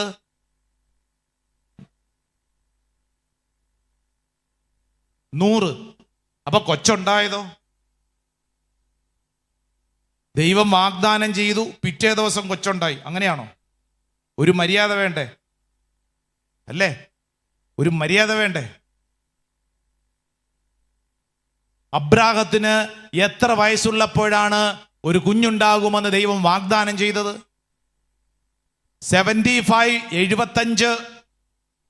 75-ാമത്തെ വയസ്സിൽ അബ്രാഹത്തോട് ദൈവം പറഞ്ഞു, അബ്രാഹമേ, നിനക്കൊരു കുഞ്ഞുണ്ടാവും. അബ്രാഹാം അപ്പോൾ മുതൽ കാത്തിരിക്കുന്നു, കാത്തിരിക്കുന്നു, കാത്തിരിക്കുന്നു. ഇതൊന്നും കാണുന്നില്ലല്ലോ. ബൈബിള് തുറന്നേ, ഉൽപ്പത്തിയുടെ പുസ്തകം 15-ാം അധ്യായം അതിന്റെ 1 മുതലുള്ള വചനം ഒന്ന് വായിച്ചേ. വളരെ ശ്രദ്ധേയമായ ഒരു കാര്യം നമ്മൾ പഠിക്കും. വായിച്ചേ. ഉൽപ്പത്തിയുടെ പുസ്തകം 15-ാം അധ്യായം 12-ാം അധ്യായത്തിൽ ദൈവം അബ്രാഹത്തിന് ഒരു വാക്ക് കൊടുത്തു, നിനക്ക് കുഞ്ഞുണ്ടാകും. 15-ാം അധ്യായത്തിലേക്കൊന്ന് വായിച്ചേ. 15. അബ്രാമിന് ദർശനത്തിൽ കർത്താവിന്റെ അരുൾപ്പാടുണ്ടായി. കർത്താവിന്റെ അരുൾപ്പാടുണ്ടായി. അബ്രാം ഭയപ്പെടേണ്ട, അബ്രാഹാം ഭയപ്പെടേണ്ട, ഞാൻ നിനക്ക് പരിചയമാണ്, ഞാൻ നിനക്ക് പരിചയമാണ്, നിന്റെ പ്രതിഫലം വളരെ വലുതായിരിക്കും. അബ്രാം ചോദിച്ചു, അബ്രാഹാം ചോദിച്ചു, കർത്താവായ ദൈവമേ, കർത്താവായ ദൈവമേ, സന്താനങ്ങളില്ലാത്ത എനിക്ക് സന്താനങ്ങളില്ലാത്ത എന്ത് പ്രതിഫലമാണ് ലഭിക്കുക? എന്ത് പ്രതിഫലം? ദൈവമേ, നീ പ്രതിഫലം എന്നൊക്കെ പറയുന്നുണ്ടല്ലോ, ഇതെന്നതാ? എനിക്ക് അങ്ങോട്ട് പിടികിട്ടണില്ലെന്ന്, എനിക്ക് അങ്ങോട്ട് മനസ്സിലാകുന്നില്ല. ഒന്ന് വായിച്ച് മുന്നോട്ട് നീങ്ങിക്കേ. ഒരു പ്രധാനപ്പെട്ട കാര്യം പഠിക്കാം. അബ്രാം തുടർന്നു, എനിക്കൊരു സന്താനത്തെ അവിടെ നിന്ന് തന്നിട്ടില്ല. എന്റെ വീട്ടിൽ പിറന്ന ദാസരിൽ ഒരുവനായിരിക്കും എന്റെ അവകാശി. വീണ്ടും അവന് കർത്താവിന്റെ അരുൾപ്പാടുണ്ടായി, നിന്റെ അവകാശി അവനായിരിക്കുകയില്ല, നിന്റെ മകൻ തന്നെയായിരിക്കും. അടുത്ത വചനം. അവിടുന്ന് അവനെ പുറത്തു കൊണ്ടുവന്നിട്ട് പറഞ്ഞു, അവിടുന്ന് അവനെ പുറത്തേക്ക് കൊണ്ടുവന്നു. ഒന്ന് പറഞ്ഞേ. അവിടുന്ന് അവനെ പുറത്തോട്ട് കൊണ്ടുവന്നു. പുറത്തേക്ക് കൊണ്ടുവന്നു. എന്തിന്റെ പുറത്തേക്ക്? അത്രയും നേരം അവനവന്റെ ഓർമ്മകളിൽ, ഇല്ലായ്മയിൽ, ശൂന്യതയുടെ കൂടാരത്തിൽ ഇരിക്കുമ്പോൾ ദൈവം അവനെ കൂടാരത്തിന്റെ പുറത്തേക്ക് കൊണ്ടുവന്നു. പുറത്തേക്ക് കൊണ്ടുവന്നു. എന്നിട്ട് എന്ത് പറഞ്ഞു? ആകാശത്തേക്ക് നോക്കുക. ആകാശത്തിലേക്ക് നോക്കുക. ആ കാണുന്ന നക്ഷത്രങ്ങളുടെ എണ്ണമെടുക്കാൻ കഴിയുമോ? നിന്റെ സന്താന പരമ്പരയും അതുപോലെ ആയിരിക്കും. Price the Lord. Praise the Lord. Hallelujah. Hallelujah. Hallelujah. Hallelujah. പ്രിയപ്പെട്ടവരെ, ആകാശത്തിലേക്ക് നോക്കുക. നോക്കിയേട്ടാ, ആകാശത്തിലേക്ക് നോക്കുക. ഇന്ന് രാവിലെ നമ്മൾ ഇതുപോലെ ഒരു നോട്ടം നോക്കിയതല്ലേ? ഒന്നും കൂടെ നോക്കിക്കേ. ആകാശത്തിലേക്ക് നോക്കുക. Price the Lord. Praise the Lord. Hallelujah. Hallelujah. Hallelujah. ഹല്ലേലൂയ. ചിലരുടെ തല താഴ്ത്തോട്ടേ ഇരിക്കുള്ളൂ. അതിനെ ഒന്ന് പിടിച്ച് മൊത്തത്തിലൊന്ന് തിരിച്ച് മുകളോട്ട് നോക്കി. കൊള്ളാം. ഇനി ഇങ്ങോട്ട് നോക്കിയേ. അബ്രാഹത്തെ കൂടാരത്തിന്റെ ഉള്ളിൽ നിന്നും പിടിച്ച് പുറത്തോട്ട് കൊണ്ടുവന്നിട്ട് പറഞ്ഞു, എടാ അബ്രാഹമേ, നീ പുറത്തോട്ട് നോക്ക്, നീ ആകാശത്തോട്ട് നോക്കടാ. ഈ ആകാശത്തിലെ നക്ഷത്രങ്ങളുടെ എണ്ണം എടുക്കാൻ പറ്റുമോ? നീ മണൽത്തരിയെ നോക്ക്, ഈ മണൽത്തരിയുടെ എണ്ണം പറയാൻ പറ്റുമോ? ഇതുപോലെ ആയിരിക്കും നിന്റെ സന്തതികളും. ഇങ്ങനെ ഒരു വാഗ്ദാനം ദൈവം പറഞ്ഞ് ആവർത്തിക്കണമെങ്കിൽ അവന്റെ ജീവിതത്തിൽ വളരെ പ്രധാനപ്പെട്ട ഒരു കാര്യം സംഭവിക്കാനുണ്ടെന്ന് ദൈവം ഓർമ്മപ്പെടുത്തി. ഇന്ന് ഈ ജെറുസലേമിന്റെ കൂടാരത്തിലിരിക്കുന്നവരെ, നീ ആകാശത്തിലേക്ക് നോക്കി. നമ്മൾ ഇന്ന് അപ്പസ്തോലന്മാർ നോക്കിയതുപോലെ നമ്മൾ ഇങ്ങനെ നോക്കുന്നു. എന്താ ചെയ്യേണ്ടെന്നൊരു പിടുത്തമില്ല. ദൈവത്തിന്റെ ആത്മാവ് പറയുന്നത്, come out of your past. ഇന്നലകളുടെ കൂടാരങ്ങളിൽ നിന്ന് പുറത്തു വരണം. ഇന്നലകളിൽ നിന്നെ തളച്ചിട്ടിരുന്ന എല്ലാ തിന്മയിൽ നിന്ന് പുറത്തു വരണം. ഇന്നലകളിലെ അനുഭവങ്ങളിൽ നിന്ന് പുറത്തോട്ട് വരണം. ഹല്ലേലൂയ. ഹല്ലേലൂയ. ഹല്ലേലൂയ. കഴിഞ്ഞത് കഴിഞ്ഞു. അടുത്തിരിക്കുന്ന ആളോട് പറഞ്ഞേ, കഴിഞ്ഞത് കഴിഞ്ഞു. കഴിഞ്ഞത് കഴിഞ്ഞു. ഇനി നിനക്ക് നിന്റെ ജീവിതത്തിൽ ഇന്നലകളിലേക്ക് പോയി ഇന്നലകളിൽ സംഭവിച്ച കാര്യങ്ങൾ റിപ്പയർ ചെയ്യാൻ പറ്റുമോ? നമ്മൾ മൊബൈൽ ഫോണിൽ ഒരു പാട്ട് കേൾക്കുകയാണെങ്കിൽ ആ പാട്ട് വീണ്ടും ഒന്നും കൂടെ പാടണമെന്ന് കേൾക്കണമെന്ന് ആഗ്രഹിച്ച റീവൈൻഡ് ചെയ്യാം എന്നുള്ളത് പോലെ ജീവിതത്തിന് റീവൈൻഡ് ബട്ടൺ ഉണ്ടോ? ഇല്ല. അപ്പൊ നമുക്ക് എന്ത് ചെയ്യാൻ പറ്റും?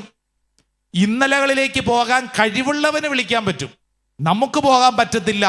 ഇന്നലകളിലേക്ക് പോകാൻ കഴിവുള്ളവൻ ഒരേ ഒരാളാണ്. ഹെബ്രായ ലേഖനം 13:8 ഏതാ വചനം? ഇന്നലെയും ഇന്നും എന്നും ഒരേ ആളാണ്. ഹല്ലേലൂയ. ഹല്ലേലൂയ. ഹല്ലേലൂയ. ഹല്ലേലൂയ. ഇന്നലെയും ഇന്നും നാളെയും ഒരേ ആൾ തന്നെയാണ്. ആമേൻ. ആമേൻ. ആമേൻ. ആമേൻ. എന്ന് പറഞ്ഞ് എന്ത് മനസ്സിലായി? എൻ്റെ പ്രിയപ്പെട്ടവരെ, നമുക്ക് ഇന്നലകളിലേക്ക് പോകാൻ പറ്റില്ല. പക്ഷേ നമുക്ക് വേറൊരു കാര്യം ചെയ്യാൻ പറ്റും. ഇന്നലെയും ഇന്നും നാളെയും ഒരുവനായിരിക്കുന്നവനെ ഇന്നലകളിലെ അനുഭവങ്ങളിലേക്ക് ക്ഷണിച്ചാൽ അവൻ പോയി ആ അനുഭവങ്ങളെ വിശുദ്ധീകരിക്കും. ആമേൻ. ആമേൻ. ആമേൻ. ആമേൻ. നമ്മൾ ഓർത്തോണ്ടിരിക്കുന്നോണ്ട് കാര്യമില്ലെന്ന്. അബ്രാഹത്തെ ദൈവം പറഞ്ഞു, എടാ നീ പുറത്തോട്ട് വാ. നിന്റെ ഓർമ്മകളിൽ നീ തളച്ചിട്ട് നിന്റെ ജീവിതത്തെ നശിപ്പിക്കരുത്. ഇവിടെ ഇരിക്കുന്ന ഞാനും നിങ്ങളും ഇന്നേ ദിവസം ഈ അനുഗ്രഹത്തിന്റെ ജെറുസലേം കൂടാരത്തിൽ ഇരിക്കുമ്പോൾ വിശ്വസിക്കേണ്ട കാര്യം, എൻ്റെ ജീവിതത്തിൽ എന്നെ പുറകോട്ട് വലിക്കുന്ന എൻ്റെ ഓർമ്മകളുടെ എല്ലാ തടവറയിൽ നിന്നും പുറത്തു വരാൻ ഞാൻ ആഗ്രഹിക്കുന്നു. ആമേൻ, ആമേൻ, ആമേൻ, ആമേൻ, ആമേൻ, ആമേൻ. ഓർക്കും തോറും ഭാരം കൂടുമോ കുറയുമോ? കൂടും. നീ ഓർക്കും തോറും, മറക്കാൻ ശ്രമിക്കും തോറും നിന്റെ ഭാരം കൂടിക്കൊണ്ടിരിക്കും. Praise the Lord. Praise the Lord. ഹല്ലേലൂയ, ഹല്ലേലൂയ, ഹല്ലേലൂയ, ഹല്ലേലൂയ. ചിലരുടെ മെയിൻ പരിപാടി എന്ന് പറയുന്നത് തന്നെ ഇതിങ്ങനെ ഓർത്തോർത്തോണ്ടിരിക്കുക, ഇന്നലകളിലെ സംഭവങ്ങൾ വീണ്ടും വീണ്ടും പറഞ്ഞുകൊണ്ടിരിക്കുക. എൻ്റെ പ്രിയപ്പെട്ട സഹോദരങ്ങളെ ശ്രദ്ധിക്കണേ, അങ്ങനെ പറഞ്ഞുകൊണ്ടിരിക്കുന്നത് കൊണ്ട് ജീവിതം മെച്ചപ്പെടത്തില്ല. Praise the Lord. Praise the Lord. ഹല്ലേലൂയ, ഹല്ലേലൂയ, ഹല്ലേലൂയ, ഹല്ലേലൂയ, ഹല്ലേലൂയ, ഹല്ലേലൂയ. ഇന്നലകളിലെ സംഭവങ്ങൾ തലയ്ക്കകത്ത് വെച്ചുകൊണ്ടിരിക്കുന്നതനുസരിച്ച് ഭാരം വർദ്ധിക്കും, നിന്റെ സ്വഭാവത്തെ തന്നെ നശിപ്പിക്കും. കുറെ നാളുകൾക്ക് മുമ്പ് ഒരു സെമിനാറിൽ പങ്കെടുത്തുകൊണ്ടിരിക്കുമ്പോൾ ഒരു ചെറുപ്പക്കാരൻ, 10-25 വയസ്സുണ്ട്, അവിടെ കുറെ വൈദികരും സിസ്റ്റേഴ്സും ഒക്കെ ആ വലിയ സമ്മേളനത്തിൽ പങ്കെടുക്കുന്നുണ്ട്. ഈ ചെറുപ്പക്കാരൻ, അവന് പ്രസംഗിക്കാൻ ഒരു 5 മിനിറ്റ് സമയം അതിൻ്റെ അകത്ത് കിട്ടിയപ്പോൾ അവൻ കയറി ചെന്നിട്ട് അവൻ അവിടെ ഇരിക്കുന്ന എല്ലാ വൈദികരെയും ചീത്ത പറയുകയാണ്. ഒരു 5 മിനിറ്റ് സമയം അവൻ അവിടെ നിന്ന് എല്ലാ അച്ഛന്മാരെയും ചീത്തയോട് ചീത്ത, കന്യാസ്ത്രീമാരെയും ചീത്ത. ഓ, എന്തൊരു ചീത്ത! മൈക്കിൽ കൂടെ മുഴുവൻ ചീത്ത. ഇവന് പറയാവുന്ന മുഴുവൻ, ഇവര് വെള്ളവസ്ത്രം ധരിച്ചിരിക്കുന്ന അങ്ങനെയാണ് ഇങ്ങനെയാണെന്നൊക്കെ പറഞ്ഞ് ചീത്തയോട് ചീത്ത. ഇവൻ ഈ ചീത്തയെല്ലാം പറഞ്ഞു കഴിഞ്ഞിട്ട് വന്നിരുന്നത് എൻ്റെ തൊട്ടടുത്ത കാലിയായ ഒരു സീറ്റിലാണ്. ഇവന്റെ ശരീരത്തിൽ നിന്ന് ഇങ്ങനെ തീ പൊങ്ങിക്കൊണ്ടിരിക്കുകയാണ്. എൻ്റെ തൊട്ടടുത്തിരിക്കുന്നു. എൻ്റെ ദൈവമേ, ഇവനോട് എന്താ പറയേണ്ടത്? ഞാനും വെള്ളവസ്ത്രം ധരിച്ചാണ് ഇരിക്കുന്നത്. ഞാൻ ഇവനെ നോക്കി, അവൻ എന്നെ നോക്കി. ഞാൻ അവനോട് ചോദിച്ചു, എന്തിനാണ് ഇത്രമേൽ ചീത്ത പറഞ്ഞത്? അവനപ്പോൾ വീണ്ടും ചീത്ത എന്നോട്, അച്ഛൻ മിണ്ടരുത്. ഞാൻ പറഞ്ഞു, എന്തിനാ ഇങ്ങനെ ദേഷ്യപ്പെടണേ? എന്തിനാ ഈ അച്ഛന്മാരെ ഇങ്ങനെയൊക്കെ വഴക്ക് പറയണേ? അച്ഛന്മാരൊന്നും ശരിയല്ല, അച്ഛനും ശരിയല്ല. ഓ, ഞാൻ പറഞ്ഞു, നിനക്ക് എന്നെ അറിയാമോ? എനിക്ക് നിന്നെ അറിയത്തില്ല. ഒന്നും അറിയാനില്ല, അച്ഛനല്ലേ ശരിയല്ല. ചേട്ടന് മനസ്സിലായ? എന്തോ മനസ്സിലായി? അച്ഛനായതുകൊണ്ട് ശരിയല്ലെന്ന്. ചേടാ, ഇവനോട് ഇത് എന്തു പറയാനാണ്? അത് കഴിഞ്ഞ് ഒരു മീറ്റിംഗ്, ആ മീറ്റിംഗ് കഴിഞ്ഞപ്പോഴത്തേക്ക് അവിടെ ചായയും പരിപ്പോടെയും, ബ്രേക്ക് ടൈം, ഇടവേള സമയം, ഒരു ചായ കുടിച്ചേക്കാന്ന് കരുതി ഞാനൊരു മൂലയിൽ പോയി നിന്നൊരു ചായ കുടിച്ചോണ്ടിരിക്കുമ്പോൾ ഇവൻ ദേ വീണ്ടും വന്ന് എൻ്റെ അടുത്ത്, അതേ ഇങ്ങോട്ട് നോക്കിക്കേ. ഞാൻ പറഞ്ഞു, എന്തേ? അല്ല, എന്നോട് ചോദിച്ചില്ലേ എന്തിനാ ഇങ്ങനെ ചൂടാവുന്നത്, ചീത്ത പറയണെന്ന്? ഞാൻ പറഞ്ഞു, ഞാൻ ചോദിച്ചായിരുന്നു. അതേ, നിങ്ങളൊന്നും ശരിയല്ല. ഞാൻ പറഞ്ഞു, നീ അത് പറഞ്ഞല്ലോ, ഇനി വീണ്ടും പറയുന്നതുകൊണ്ട് എന്താ ഇവ പ്രത്യേകതയുള്ളത്? അതേ, എൻ്റെ ജീവിതം ഇങ്ങനെയാകാൻ ഒരച്ഛനാ കാരണം. ഞാൻ ചോദിച്ചു, എനിക്ക് മനസ്സിലായില്ല. ഞാനേ 24 വയസ്സ് കഴിഞ്ഞു, എനിക്കിപ്പോൾ ജോലിയില്ല, വിദ്യാഭ്യാസം പൂർത്തിയാക്കാൻ പറ്റിയിട്ടില്ല. എൻ്റെ ജീവിതത്തിലെ എല്ലാ പ്രശ്നത്തിനും കാരണം ഒരച്ഛനാണ്. ഞാൻ പറഞ്ഞു, എടാ നീ എന്തോ പറയണേ, എനിക്കൊന്നും അങ്ങോട്ട് മനസ്സിലാവുന്നില്ല. അതേ പറയാം. അവൻ അവിടെ നിന്ന് അവൻ്റെ ജീവിതം പറയുവാണ്. ഇവനൊരു ഓൾട്ടർ ബോയ് ആയിരുന്നു, ഒരു പള്ളിയിലെ അൽത്താര ശുശ്രൂഷയുടെ ലീഡറൊക്കെ ആയിരുന്നു. നല്ല മിടുക്കൻ. 9ാം ക്ലാസ്സിൽ പഠിക്കുന്നു. പള്ളിയോട് ചേർന്ന് കാത്തലിക് സ്കൂൾ, പള്ളിവക സ്കൂളിൽ പഠിക്കുന്നു, മിടുക്കൻ. അങ്ങനെ ഇരിക്കെ ആ പള്ളിയിൽ വന്ന ഒരല്പം ദേഷ്യക്കാരനായ ഒരു വികാരിയച്ഛൻ ഒരു ഞായറാഴ്ച ദിവസം പരിശുദ്ധ കുർബാന നടക്കുന്നതിനിടയിൽ ഇവനെ, ശുശ്രൂഷകളുടെ ലീഡറായി ഇവനെ പബ്ലിക്കായിട്ട് ഇവനെ നാണം കെടുത്തി. അവനെ അവിടെ മുട്ടുകുത്തി നിർത്തിച്ചു. ഏതോ തെറ്റിദ്ധാരണ. ഇവൻ അവിടെ മുട്ടുകുത്തി നിൽക്കുമ്പോൾ ഇവൻ മനസ്സിൽ പറഞ്ഞു, ഇനി മേലിൽ ഞാൻ ഒരു പള്ളിയിലും പോകില്ല, ഇനി മേലിൽ ഞാൻ പ്രാർത്ഥിക്കില്ല, ഇനി മേലിൽ ഇത്രമേൽ അപമാനം സഹിച്ച സ്ഥലത്ത് ഇനി ഞാൻ വരില്ല. അവൻ അവിടെ ഇരുന്നു കൊണ്ട് തീരുമാനമെടുത്തു, അന്നത്തതോടുകൂടി പള്ളി പോക്ക് നിർത്തി, അന്നത്തതോടുകൂടി വിദ്യാഭ്യാസം നിർത്തി. അവൻ പോയിക്കൊണ്ടിരുന്ന കാത്തലിക് സ്കൂളാണ്, ഇനി പോകുന്നില്ല. ഇവന്റെ ജീവിതം മുഴുവൻ 24 വയസ്സോളമായി ഇവൻ പണ്ട് സംഭവിച്ച ആ സംഭവത്തെക്കുറിച്ച് ഓർത്തോണ്ട് ദുഃഖിച്ചുകൊണ്ടിരിക്കുന്ന ചെറുപ്പക്കാരൻ. ഇവൻ എല്ലാ ചരിത്രവും പറഞ്ഞിട്ട് എന്നോട് പറഞ്ഞു, അച്ഛൻ പറ, ഞാൻ ഇന്നിങ്ങനെയാകാൻ കാരണം ആരാ ചേച്ചിയെ? ആരാ? ആ അച്ഛൻ. ആ കൊള്ളാം, ചേച്ചി അങ്ങനെ തന്നെ പറയൂ അല്ലേ? ഇങ്ങോട്ട് നോക്കിക്കേ. ഞാൻ അവനോട് പറഞ്ഞു, ഡോണ്ട് പണിഷ് യുവർ സെൽഫ്. എടാ, നീ നിന്നെ തന്നെ ശിക്ഷിക്കല്ലേ. എടാ, ഇത് നീ പറയുന്ന ചരിത്രമൊക്കെ എനിക്ക് മനസ്സിലായി. ഇവൻ പറഞ്ഞ സംഭവങ്ങൾ കേട്ട് വന്നപ്പോൾ എനിക്ക് ഈ അച്ഛനെയൊക്കെ മനസ്സിലായി. ഞാൻ പറഞ്ഞു, എടാ, കൊറോണ കാലത്ത് ആ അച്ഛൻ മരിച്ചുപോയി. വർഷങ്ങൾ ഇപ്പൊ പിന്നെയാൻ കഴിഞ്ഞില്ലേ? നീ ഈ സംഭവം ഓർത്തോണ്ടിരിക്കുന്ന കൊണ്ട് നിന്റെ ജീവിതം രക്ഷപ്പെടുവോ? നിന്റെ ഓർമ്മകളുടെ തടവറയിൽ നീ പുറത്തു വരണം. അവന് വേണ്ടി പ്രാർത്ഥിച്ചപ്പോൾ യെശയ്യാ പ്രവാചകന്റെ പുസ്തകം 43-ാം അധ്യായം 18-19 വചനം, ഇവിടെ ഇരിക്കുന്ന അനേകർക്ക് വേണ്ടി പരിശുദ്ധാത്മാവ് സമ്മാനിക്കുന്ന വചനം ഒന്ന് തുറന്നെടുത്ത് വായിച്ചേ. Book of Isaiah chapter 43 verse 18 and 19. 43-ാം അധ്യായം 18-19 തിരുവചനം വായിക്കാം. കഴിഞ്ഞ കാര്യങ്ങൾ നിങ്ങൾ ഓർക്കുകയോ പരിഗണിക്കുകയോ വേണ്ട. ഇതാ ഞാൻ പുതിയ കാര്യം ചെയ്യുന്നു, അത് മുളയെടുക്കുന്നത് നിങ്ങൾ അറിയുന്നില്ലയോ? അടുത്ത വചനം കൂടെ. ഞാൻ വിജനദേശത്ത് ഒരു പാതയും മരുഭൂമിയിൽ നദികളും ഉണ്ടാക്കും. ഹല്ലേലൂയാ, ഹല്ലേലൂയാ. കഴിഞ്ഞ കാര്യങ്ങൾ ഓർക്കുകയോ പരിഗണിക്കുകയോ വേണ്ട. അടുത്തിരിക്കുന്ന ആളോട് പറഞ്ഞേ, കഴിഞ്ഞ കാര്യങ്ങൾ ഓർക്കുകയോ പരിഗണിക്കുകയോ വേണ്ട. ആമേൻ, ആമേൻ, ആമേൻ. ഇത് ആരോടായി പറയണേ? ഇത് കേട്ടുകൊണ്ടിരിക്കുന്ന ഈ വചനം പറയുന്ന എന്നോടാണ് പറയുന്നത്. ഹല്ലേലൂയാ, ഹല്ലേലൂയാ. ആ വലതുകരം നെഞ്ചത്ത് വെച്ചോണ്ട് പറഞ്ഞ എന്നോടാണ് കർത്താവ് പറയുന്നത്. എന്നോടാണ് കർത്താവ് പറയുന്നത്. എന്തു പറയുന്നത്? കഴിഞ്ഞ കാര്യങ്ങൾ ഓർക്കുകയോ പരിഗണിക്കുകയോ വേണ്ട. കുറെ നാളുകൾക്ക് മുമ്പ് ഒരു ധ്യാനാവസരത്തിൽ ഒരു ഭാര്യയും ഭർത്താവിന് ഇച്ചിരി തെറ്റുപറ്റി. ഭാര്യയുടെ കൂട്ടുകാരിയെ പ്രണയിച്ചു. ഭാര്യ വെറുതെ ഇരിക്കുവോ? ഭാര്യ അറിഞ്ഞു, അടി പിടി ബഹളം. അവസാനം ധ്യാനത്തിന് വന്നു. ഭർത്താവ് മാപ്പ് ചോദിച്ച് പ്രാർത്ഥിച്ചു. ഭർത്താവ് പറഞ്ഞു, ഇനി മേലിൽ ഇങ്ങനത്തെ ഒരു ബന്ധത്തിൽ ഞാൻ പോവില്ല. ഭർത്താവ് മാപ്പ് ചോദിച്ചു ഭയങ്കര പ്രാർത്ഥനക്കാരനായി മാറി.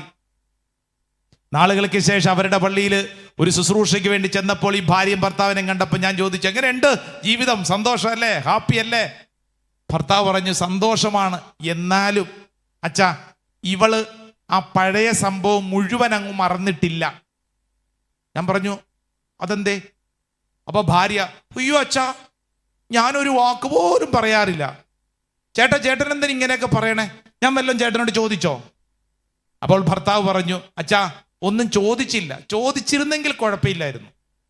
ഉദാഹരണത്തിന് അച്ഛാ, വൈകുന്നേരം ജോലി കഴിഞ്ഞ് ഞാൻ വന്നാ കസേര ഇരിക്കും, കുറച്ചു നേരം TV കാണും, ഇച്ചിരി നേരം ഞാൻ ആ മൊബൈൽ എടുത്തിട്ട് ഇങ്ങനെ എന്തെങ്കിലും ഒന്ന് തോണ്ടും. മൊബൈൽ എടുത്ത് ഞാനിങ്ങനെ തോണ്ടുന്ന സമയം എൻ്റെ മുമ്പിൽ കൂടെ ഭാര്യ നടന്നു പോകുമ്പോൾ അവിടെ നടത്തത്തിനൊരു വ്യത്യാസം, അവളുടെ കാല് ചവിട്ടുമ്പോൾ ഒരു വ്യത്യാസം, അവൾ അങ്ങോട്ട് എൻ്റെ മുമ്പിൽ കൂടെ പതിവില്ലാതെ എന്നൊക്കെ പറഞ്ഞ് നടക്കുന്നു. ഞാൻ എങ്ങനെ ഇരിക്കുന്നത് കൂടുതലായാൽ, അല്പം കൂടെ കൂടുതൽ സമയമായാൽ അവൾ ഇടയ്ക്ക് പറയും, ഞാനൊന്നും മറന്നിട്ടില്ല. ഞാനൊന്നും മറന്നിട്ടില്ല. എൻ്റെ പൊന്നച്ച, ഇതുപോരെ, ഇതിനേക്കാൾ കൂടുതൽ എന്തു പറയാനാ? ഇവൾ എന്നെ ഒന്ന് തല്ലിയാൽ കുഴപ്പമില്ല, ഇവളുടെ ഇടയ്ക്കിടയ്ക്ക് അല്ലേ ചേച്ചി, ഓർമ്മയുണ്ടോ? അല്ലേ? ഇടയ്ക്കിടയ്ക്ക് തല ചൊറിഞ്ഞിട്ട് ഞാനൊന്നും അങ്ങോട്ട് മറന്നിട്ടില്ല. എന്നെ പ്രിയപ്പെട്ടവരെ, കഴിഞ്ഞ കാര്യങ്ങൾ ഓർക്കുകയോ വേണ്ട. അടുത്തിരിക്കുന്ന ആൾക്കൊന്ന് കൈ കൊടുത്തോണ്ട് പറഞ്ഞ്, വേണ്ടെന്ന്.